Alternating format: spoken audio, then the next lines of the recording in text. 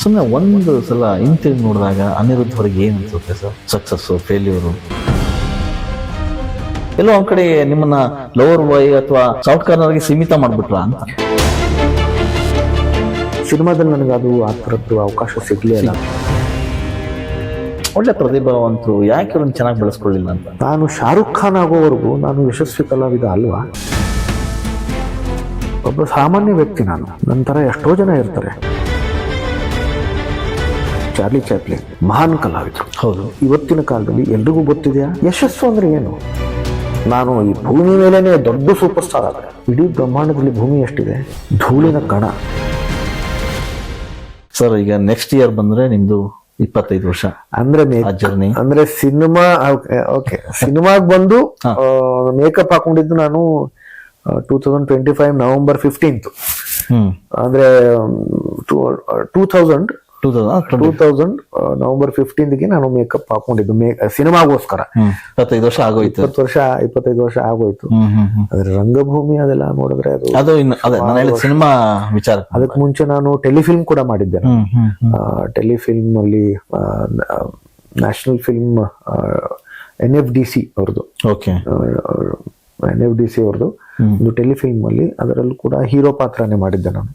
ಅದು that was I think in 98 ಇರಬೇಕೇನೋ. ಆಮೇಲೆ ಒಂದಿಷ್ಟು ಜಾಹೀರಾತುಗಳಲ್ಲೂ ಕಾಣಿಸ್ಕೊಂಡಿದ್ದೆ.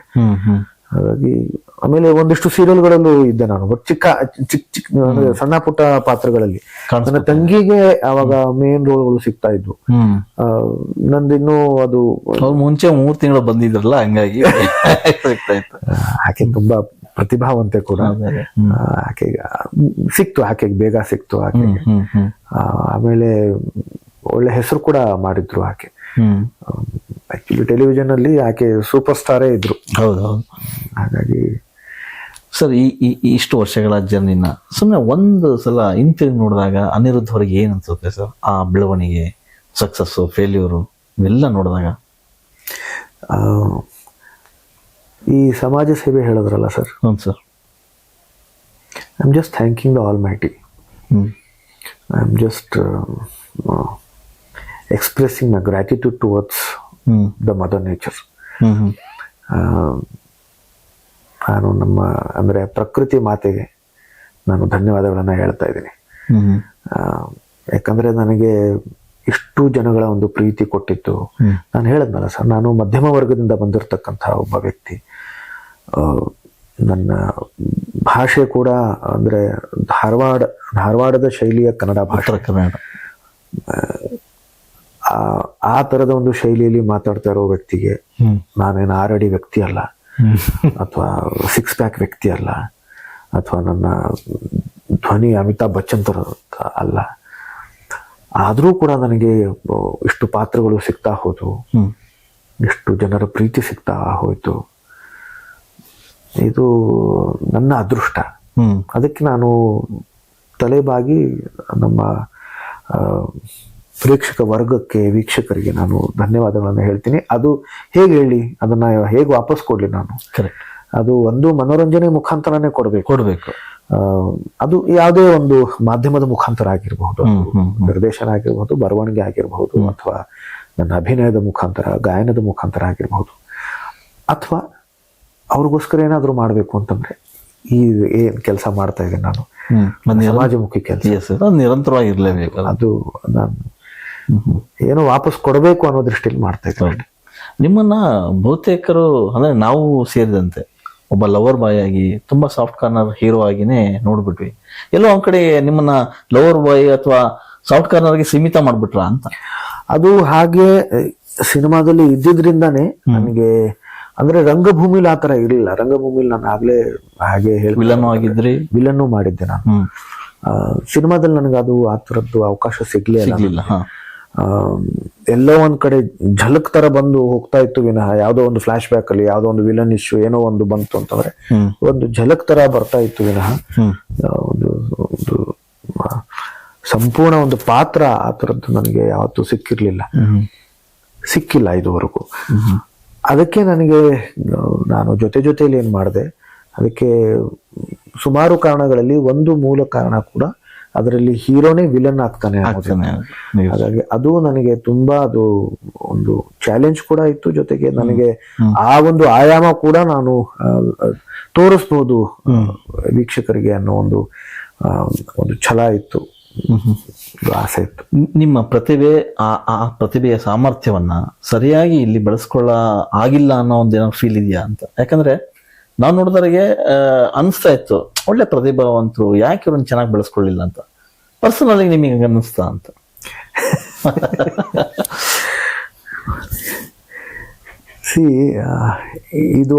ಇದು ಸಿಕ್ಕಿಲ್ಲ, ಇದು ಆಗಿಲ್ಲ ಅನ್ನೋದಕ್ಕಿಂತ ನನಗೇನು ಸಿಕ್ಕಿದೆ, ಏನು ನನ್ನಿಂದ ಆಗಿದೆ ಅಥವಾ ಜನ ನನಗೇನು ಕೊಟ್ಟಿದ್ದಾರೆ ಅದನ್ನ ನಾನು ಗಮನಿಸ್ಬೇಕು, ಅದನ್ನ ನಾನು ನೋಡಿ ಸಂತೋಷ ಪಡಬೇಕು. ನಾನು ಹೇಳದ್ನಲ್ಲ, ನನ್ನ ಪ್ರವಾಸ ಏನಿದೆ ಅದು ಒಬ್ಬ ಸಾಮಾನ್ಯ ವ್ಯಕ್ತಿ ನಾನು.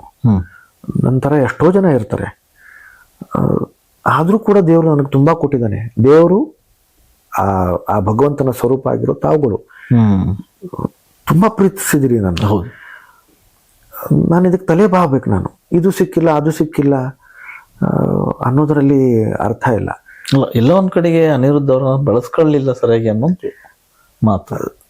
ಅದು ನೀವು ಅನ್ಕೊಂಡಿದ್ದೀರಲ್ಲ, ಅದೇ ಸಂತೋಷ ನನಗೆ. ನೀವು ಆ ಥರ ಅನ್ಕೋತಿದ್ದೀರಲ್ಲ, ಅದು ಸಂತೋಷ. ಜೊತೆಗೆ ಅದರ ಜೊತೆಯಲ್ಲಿ ಹಾರೈಕೆನೂ ಇದ್ರು. ಆ ಹಾರೈಕೆ ಮುಂದೆ ಫಲಿಸುತ್ತೆ ಕೂಡ. ನನಗೆ ಯಶಸ್ಸು ಸಿಕ್ಕಾಗ ಕೂಡ ನಾನು ಹೇಳಿದ್ದು, ಇದು ನನಗೆ ಸಿಕ್ಕಿರೋ ಯಶಸ್ಸಲ್ಲ, ನನ್ನನ್ನು ತುಂಬಾ ಜನ ಹಾರೈಸಿದ್ದಾರೆ, ಆಶೀರ್ವಾದ ಮಾಡಿದ್ದಾರೆ, ಅವ್ರಿಗೆ ಸಿಕ್ಕಿರ್ತಕ್ಕಂಥ ಯಶಸ್ಸಿದು. ಅವರ ಆಶೀರ್ವಾದಕ್ಕೆ, ಅವರ ಹಾರೈಕೆಗಳಿಗೆ ಸಿಕ್ಕಿರ್ತಕ್ಕಂಥ ಯಶಸ್ಸಿದು. ಹಾಗಾಗಿ ಈಗ ನೀವು ಹಾರೈಸ್ತಿದ್ದೀರಿ, ನೀವು ಆಸೆ ಪಡ್ತಿದ್ದೀರಿ, ಅದು ಕೂಡ ಫಲಿಸುತ್ತೆ.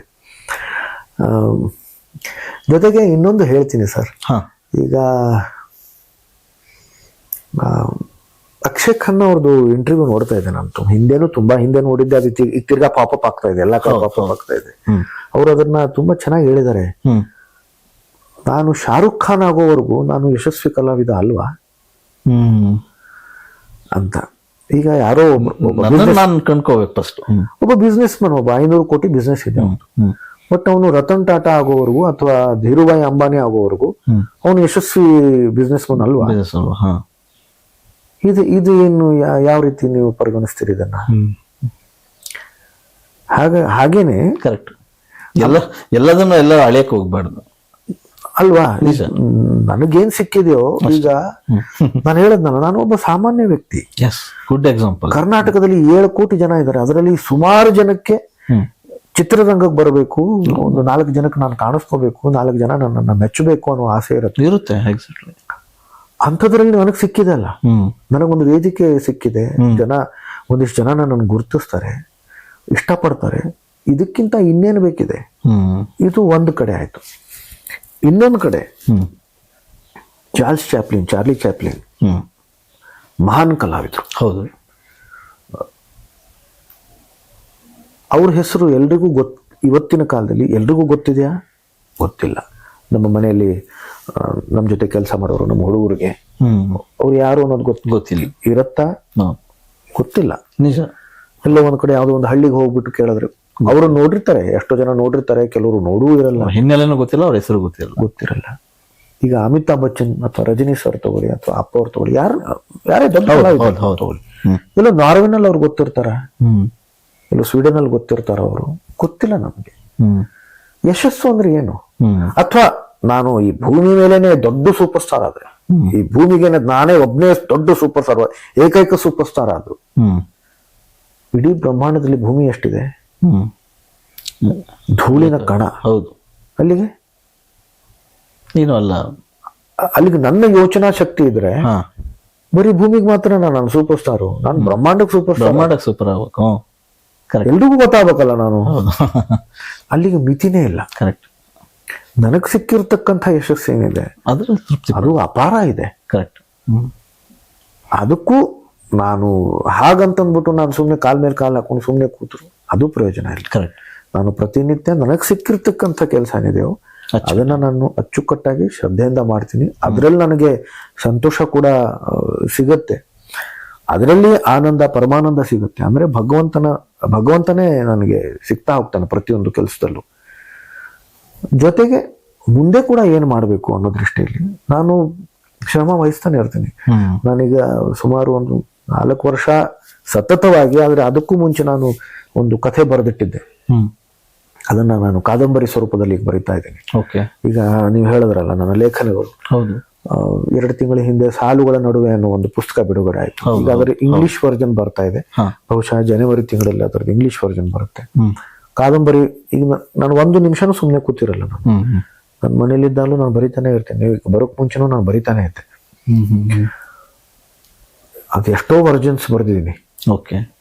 ಇನ್ನೂ ಚೆನ್ನಾಗಿ ಬರೀಬೇಕು ಅಂತ ಅನಿಸ್ತಾ ಇದೆ. ತುಡಿತ ಏನೋ ಒಂದು ಮಾಡ್ಬೇಕು. ಈ ಬಹುಶಃ ಈ ಬರೋ ವರ್ಷ ಅದು ನಾನು ಎಲ್ಲ ಅನ್ಕೊಂಡ ಹಾಗಾದ್ರೆ ಬರೋ ವರ್ಷ ಅದು ಪ್ರಕಟಗೊಳ್ಳುತ್ತೆ ನನ್ನದು ಕಾದಂಬರಿ. ಹಾಗಾಗಿ ನಾನು ಬರೆಯಕ್ ಬರುತ್ತಾ ಗೊತ್ತಿರ್ಲಿಲ್ಲ. ದೇವ್ರು ನನಗೆ ಅದನ್ನ ಕೊಟ್ಟಿದ್ದಾನೆ. ಶುರು ಮಾಡಿದ್ದೀನಿ. ಪುಸ್ತಕ ಬಂತು, ನನ್ನ ಪುಸ್ತಕ ಬಂತು.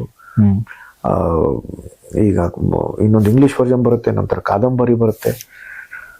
ನನಗೆ ಇದು ಡಾಕ್ಯುಮೆಂಟ್ರಿ ನನಗೆ ಮಾಡಕ್ ಬರುತ್ತಾ ಗೊತ್ತಿರ್ಲಿಲ್ಲ. ನನಗೆ ಮಾಡಿದ್ರಿ, ಅದನ್ನ ಬರ್ದು ನಿರ್ದೇಶನ ಮಾಡಿದೆ. ಕರೆಕ್ಟ್. ಅದಕ್ಕೆ ನನಗೆ ರಾಷ್ಟ್ರೀಯ ಪ್ರಶಸ್ತಿ ಬಂತು. ನನಗೆ ಸಂತೋಷನ ನೋಡ್ಬೇಕು ಅಂತಂದ್ರೆ ಎಷ್ಟು ಜಾಗದಲ್ಲಿ ಸಂತೋಷ ನೋಡ್ಲಿ. 1-2 ನಾನು ಸುಮ್ಮನೆ ನಿಮ್ಗೆ 2 ಉದಾಹರಣೆಗಳನ್ನು ಕೊಟ್ಟೆ. ಸುಮಾರು ಜಾಗ ಯಾರು ಬಳಸ್ಕೊಂಡ್ರ ಯಾರು ಬಿಟ್ರ ನಾವು ಬಳಕೆ. ನಾನು ಶ್ರಮ ವಹಿಸ್ತಾ ಇದ್ದೀನಿ, ಶ್ರದ್ಧೆಯಿಂದ ಕೆಲಸ ಮಾಡ್ತಾ ಇದ್ದೀನಿ. ದೇವ್ರು ನೋಡ್ತಾ ಇದ್ದೀನಿ, ದೇವ್ರು ನೋಡ್ತಾ ಇದ್ದಾರೆ. ನಾನು ಯಾವಾಗ್ಲೂ ಅನ್ಕೊಳ್ಳೋದು ಒಂದು ಸರ್, ನಾವು ನಮ್ಮ ಯೋಗ್ಯತೆಯನ್ನ ನಾವು ಸಂಪಾದನೆ ಮಾಡಬೇಕು. ಅದನ್ನ ಆ ಭಗವಂತನಿಗೆ ತೋರಿಸ್ಬೇಕು, ಕರೆಕ್ಟ್, ಸಾಬೀತುಪಡಿಸ್ಬೇಕು. ಯೋಗ್ಯತೆ ಅಲ್ಲೇ ಗೊತ್ತಾಗಲ್ಲ. ಯೋಗ ಅವನು ಕೊಡ್ತಾನೆ. ಅವನು ಆಕೆನೋ ಅಥವಾ ಅದು ಗೊತ್ತಿಲ್ಲ ನಮಗೆ. ಆದ್ರೆ ಆ ಶಕ್ತಿ ಏನಿದೆ ಯೋಗ ಕೊಟ್ಟೇ ಕೊಡುತ್ತೆ. ಕರೆಕ್ಟ್. ನಮ್ ಕೆಲಸ ನಮ್ ಕೆಲಸ ಮಾಡ್ತಾ ಇರ್ಬೇಕು. ಯಾರಾಗ್ತಾರೆ ಎಂಎಲ್ಎ ಅಭ್ಯರ್ಥಿ 2028 ಶೀಘ್ರದಲ್ಲೇ. ಪ್ರತಿದಿನ ಒಂದೊಂದು ಕ್ಷೇತ್ರದ ಟಿಕೆಟ್ ಆಕಾಂಕ್ಷಿಗಳ ಸಂಪೂರ್ಣ ಮಾಹಿತಿ ಪೊಲಿಟಿಕಲ್ ಜರ್ನಲಿಸ್ಟ್ KM ಶಿವಕುಮಾರ್ ಅವರಿಂದ. ಕರ್ನಾಟಕದ ನಂಬರ್ 1 ಡಿಜಿಟಲ್ ಮೀಡಿಯಾ ನಿಮ್ಮ ನೆಚ್ಚಿನ ಕರ್ನಾಟಕ ಟಿವಿಯಲ್ಲಿ ಮಾತ್ರ.